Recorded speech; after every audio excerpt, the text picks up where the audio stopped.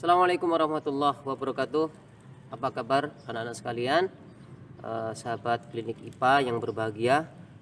Lihatlah betapa merindunya Bapak dan Ibu guru di sekolah, merindukan suasana ramainya sekolah dengan tingkah-tingkah kalian.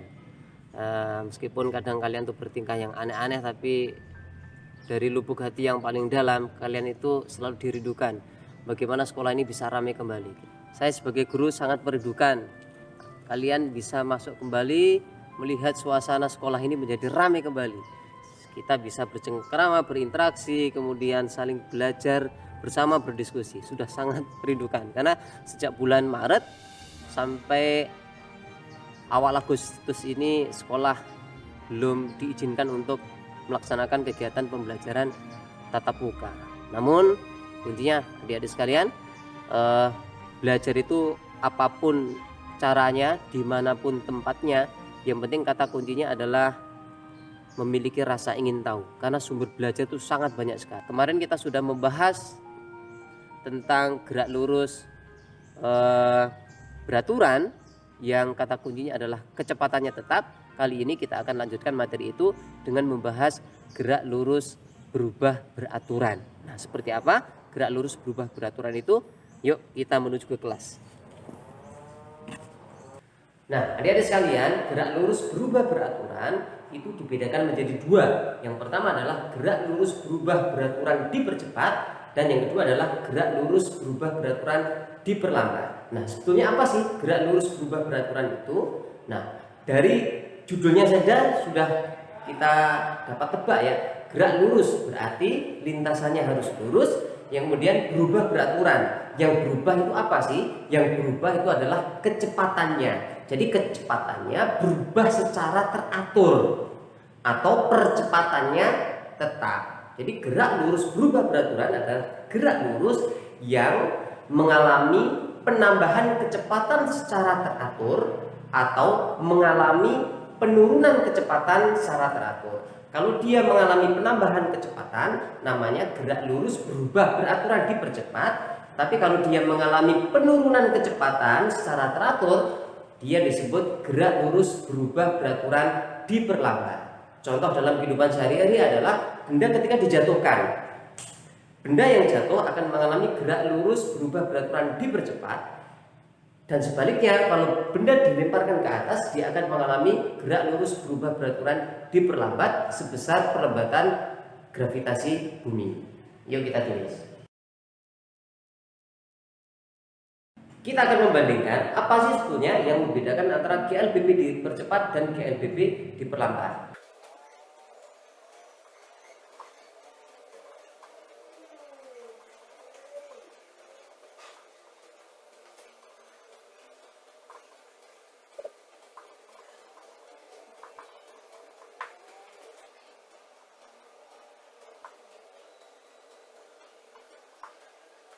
Baiklah adik-adik sekalian, kita lihat perbedaannya ya. Kalau GLBP dipercepat, maka kecepatannya bertambah secara teratur. Sedangkan kalau GLBP diperlambat, kecepatannya berkurang secara teratur. Atau dengan kata lain, percepatannya tetap dan bernilai positif karena bertambah semakin cepat. Sedangkan kalau GLBP diperlambat, percepatannya tetap, tetapi dia bernilai negatif karena mengalami pengurangan kecepatan. Kalau kita lihat grafiknya, kalau kita buat grafik V dengan T, maka kalau GLBP dipercepat, maka grafiknya akan naik ke atas, miring posisinya, karena kecepatannya bertambah secara konstan. Nah, sedangkan kalau GLBP diperlambat, maka grafiknya akan turun semacam ini. Nah, grafik. Nah, sebetulnya grafik ini dapat kita gunakan untuk mencari jarak juga ya. Nah, kalau kita arsir, grafiknya ini adalah luas. Jadi luas grafik itu sama dengan jarak tempuh.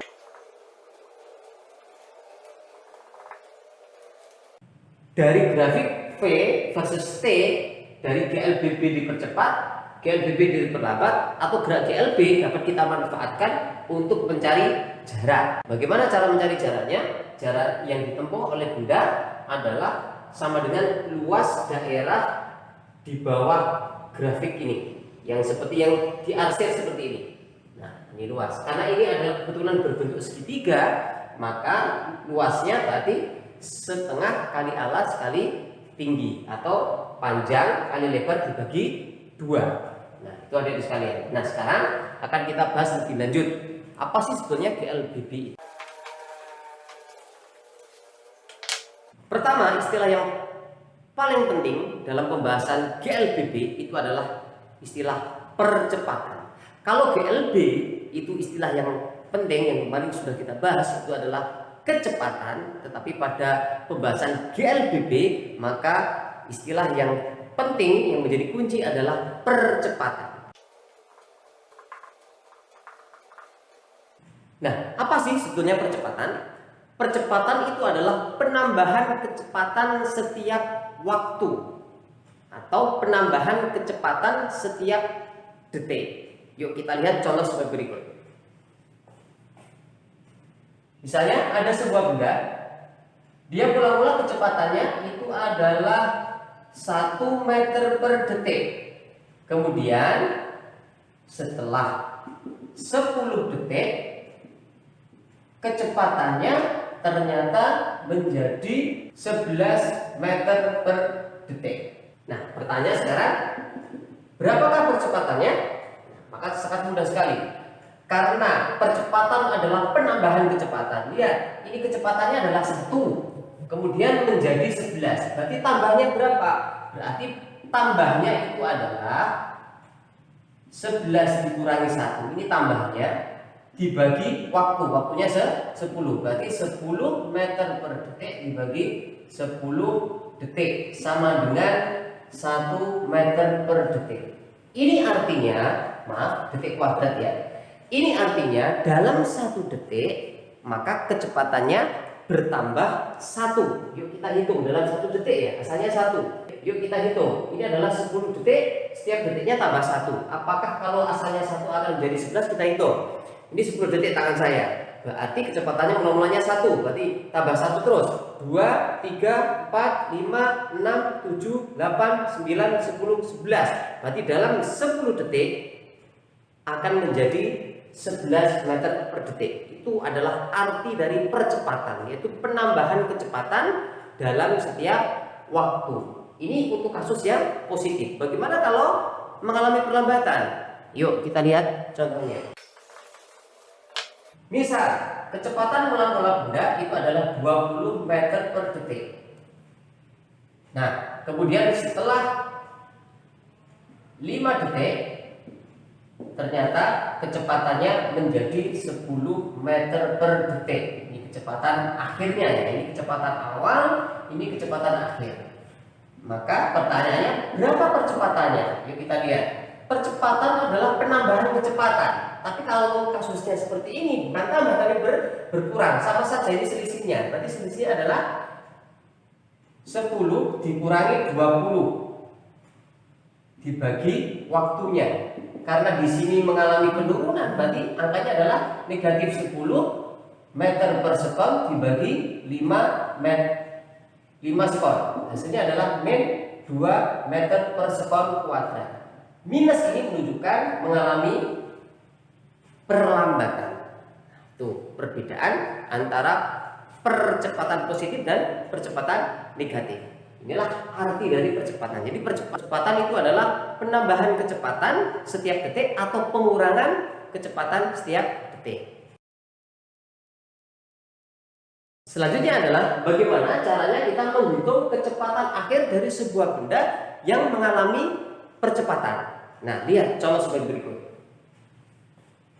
Mula-mula sebuah benda kecepatan awalnya adalah 2 meter per sekon.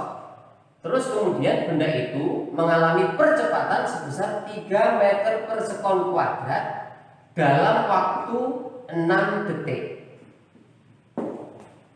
Maka kecepatan akhirnya menjadi berapa?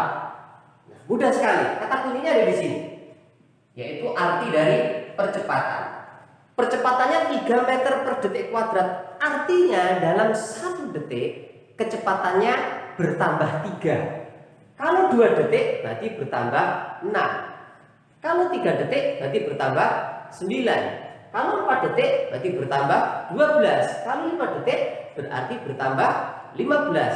Kalau 6 detik berarti bertambah 18, yaitu 3 dikalikan 6. Berarti kecepatannya akan bertambah 3 kali 6, yaitu 18. Karena bertambah 18 asalnya 2, maka kecepatannya menjadi 2 ditambah 18, yaitu 20 meter per detik. Inilah kecepatan akhir sebuah benda setelah mengalami percepatan dalam selang waktu tertentu. Mudah bukan menghitung kecepatan akhir dari GLBB. Nah, bagaimana adik sekalian? Gampang kan? Nah, sekarang bagaimanakah kita menghitung jarak? Yuk kita lihat contoh sebagai berikut.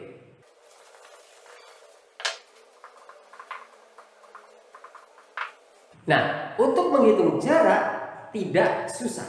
Sama mudahnya dengan menghitung percepatan atau juga menghitung kecepatan akhir tanpa menggunakan rumus. Intinya kalian harus memahami bagaimana sebetulnya konsep dari GLBB itu sendiri. Yuk kita lihat contoh sebagai berikut.